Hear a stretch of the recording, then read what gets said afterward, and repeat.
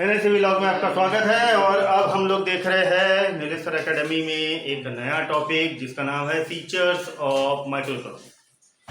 अच्छा, ये वाला जो टॉपिक है ये भी बड़ा इंपॉर्टेंट है, फीचर्स या तो इम्पोर्टेंस ऑफ माइक्रो इकोनॉमी। देखिए फीचर कैसा क्वेश्चन पूछेगा कि what is micro economy and state its feature, ठीक है, इन डिटेल। इस तरीके से पूछ सकता है, या तो मैक्रो इकोनॉमी के बारे में पूछ सकता है, लेकिन पूछेगा तो पूछेगा जरूर। अब ये ऑप्शन में भी पूछ सकता है। अब ये आप पे डिपेंड करता है कि आप इसे लिखेंगे किस तरीके से। इसके 8 पॉइंट मैंने बनाया हूं। अगर ये 8 पॉइंट भी अगर प्रॉपर लिखे, अगर ये 2 मार्क का पूछता है या 4 मार्क का पूछता है, तब भी आपको फुल मार्क मिलेंगे इसमें, क्योंकि ये एग्जैक्ट पॉइंट है जो चाहिए। एक वैल्यूअर को चेक करने के लिए, चेकर को चेक करने के लिए जो चीज़ चाहिए उतना का उतना मैंने एग्जैक्ट पॉइंट लिख के रखा हूँ। तो ये 4 मार्क के लिए आपको 4 मार्क मिल गए, समझिए। तो उसी हिसाब से आप इस पर ध्यान देंगे और सुनेंगे। पहले the economic behaviour of small unit, house hold, individual और इंडिविजुअल फर्म।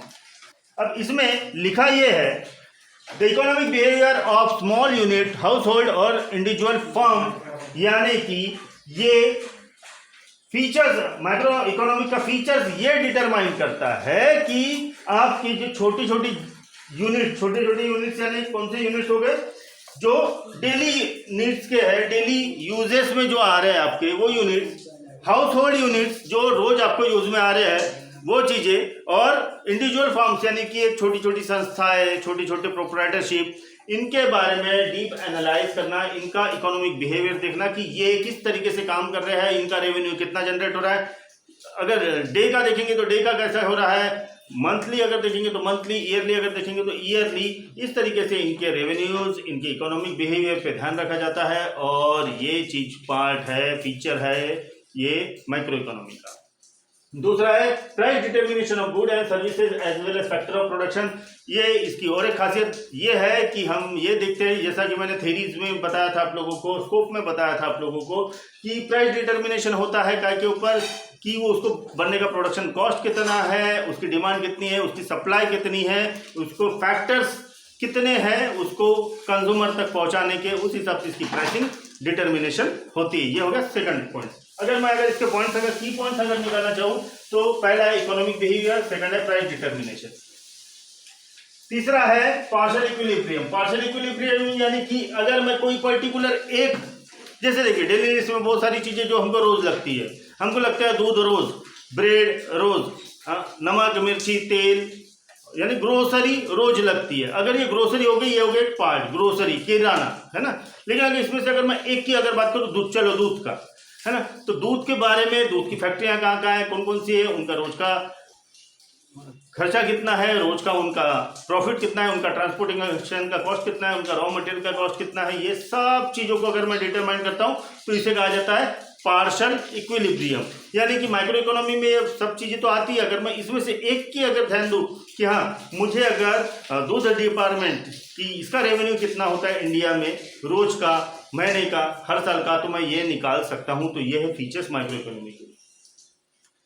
अब based on the assumption such as full employment, pure capitalism, perfect competition. अब इसमें फीचर्स और एक है कि बेस्ड ऑन अजम्पशन इसलिए बोला गया है कि इसमें फुल एम्प्लॉयमेंट यानी कि नेशन वाइड एम्प्लॉयमेंट नहीं, लेकिन खुद का फुल एम्प्लॉयमेंट होता है। प्योर कैपिटलिज्म यानी कि चालक ही मालक होता है, पूरा कैपिटलिज्म उसका होता है, जो खर्चा लगाता है वो उसका होता है, और जो प्रॉफिट होता है वो उसका होता है, यानी कि उसको बहुत सारा डिवाइड करने की जरूरत नहीं पड़ती। तो इससे कहा जाता है प्योर कैपिटलिज्म। उसके बाद में आता है परफेक्ट कंपटीशन। एक कंपटीशन परफेक्टली तैयार होता है, क्योंकि यहाँ रोज की चीजें चेंज होती है, रोज की रिक्वायरमेंट चेंज होती है, तो उस हिसाब को से ध्यान में रखकर कंपटीशन बड़ा तगड़ा होता है। आप कोई भी चीज ले लीजिए, ब्रेड ले लीजिए, आपको बहुत सारे कंपनीज और वैरायटी मिल जाएगी, अलग अलग प्राइसिंग मिल जाएगी, अलग अलग वेरिएशन मिल जाएंगे, अलग अलग फ्लेवर मिल जाएंगे। तो ये तगड़ा कंपटीशन होता है माइक्रो इकोनॉमी में। पांचवा स्लाइसिंग मेथड यानी कि उसकी कटिंग करना यानी कैसा होता है, स्प्लिट और divide whole economy into individual unit. अब ये इसका पार्ट पार्शियल इक्विलिब्रियम के जैसा ही है। कैसा है वो कि मैं पूरी जो माइक्रो इकोनॉमी है उसको टुकड़ों में करूंगा, अलग डिपार्टमेंट, यानी कि डेली नीड्स वाले अलग, ग्रोसरी वाली अलग, है ना, बाकी चीज़ें अलग। तो ये सब चीज़ों को मैं डिवाइड करूंगा और ये पर्टिकुलर यूनिट से रेवेन्यू कितना जनरेट हो रहा है, इकोनॉमिक में कितना इसका आधार हो रहा है, ये मैं चेक कर सकता हूँ स्लाइसिंग मेथड यूज करके फीचर्स ऑफ इकोनॉमी। उसके बाद आता है कंसेप्ट ऑफ मार्जिनलिज्म। कंसेप्ट ऑफ मार्जिनलिज्म ये मैंने पहले कहा है कि अगर रोजमर्रा की चीजें जो भी है इसकी अगर प्राइस एकदम से बढ़ती है, एकदम से नहीं बढ़ती है, देखना आप महीने सालों साल वही प्राइस रहती है, 19-20 का फर्क पड़ता है, क्योंकि इसके ऊपर कंट्रोल होता है, एफडीआई का कंट्रोल होते हैं, गवर्नमेंट्स के कंट्रोल होते हैं, ताकि लोगों के जेबों पे अतिरिक्त भार ना पड़े, तो उसका खास ध्यान रखा जाता है। तो कंसेप्ट ऑफ मार्जिनलिज्म ये हम लोग तय कर सकते हैं कि अगर भैया सीधी सी बात है, रॉ मटेरियल का कॉस्ट अगर बढ़ गया, ट्रांसपोर्टेशन का कॉस्ट बढ़ गया, तो ऑब्वियसली प्रोडक्ट का कॉस्ट बढ़ जाएगा। तो ऐसे वक्त मार्जिनलिज्म ये काम करता है कि आपकी मार्जिन कितनी होनी चाहिए, कितना प्रॉफिट रखना चाहिए। ऐसा नहीं कि 50% प्रॉफिट के साथ आप बेचो, नहीं, ये क्योंकि रोज का काम है। जैसा कि मराठी में एक मन है, थेम थेम तड़ साची, अगर मैं रोज का बेचूंगा तो हो सकता है कि मुझे मुनाफा ढेर सारा दिखेगा क्योंकि बिकेगा ज्यादा। तो ये होता है कंसेप्ट ऑफ मार्जिनलिज्म। उसके बाद होता है analyse different market structure. Market structure किस तरीके का है आपका, उस हिसाब से माइक्रो इकोनॉमी काम करता है। जैसे मोनोपोली है, अगर कोई ऐसा प्रोडक्ट है जो मार्केट में कोई नहीं बेचता, जैसे देखिए एंटीसेप्टिक लिक्विड जैसे डेटॉल हो गया, डेटॉल का कॉम्पिटिटर और कौन है, सेवलॉन, लेकिन नहीं चलता मार्केट में उतना ज्यादा, तो डेटॉल की मोनोपोली है। अच्छा, वो कट अगर लग गया तो हम वो कौन सा वो लगाते हैं, नहीं वो एक आता ना, एक वो छोटी सी पट्टी आती है लगाने की, हैंडीप्लास्ट, है ना, हैंडीप्लास्ट कंपनी का नाम है, लेकिन हमारे दिमाग में वही है।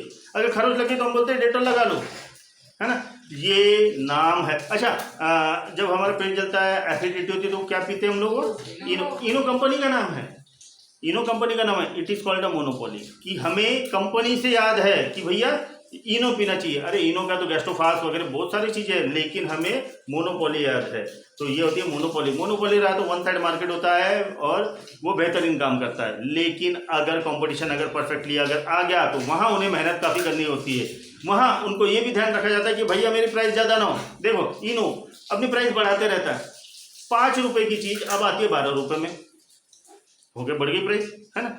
तो ये चीजें, ये फैक्टर्स मोनोपोली में काम आते हैं। लेकिन वहीं अगर उसको कंपटीशन तगड़ा, अगर कंपटीशन मिल जाए तो ऑब्वियसली वो अपने प्राइस कम रखेगा। जैसे देखिए मैगी ने किया था बीच में 18 रुपए, 20 रुपए, 15 रुपए की मैगी, यानी कि 10 रुपए की मैगी को पहले 12 रुपए किया, बाद में 15 रुपए, बाद में 18 रुपए तक के गया था। उसका एक तगड़ा कॉम्पिटिटर मिल रहा था ईपी नूडल्स। ईपी नूडल्स ने वैसी का वैसी रखा, अभी भी 5 रुपए वाला मैगी उसको यानी कि मिलता है।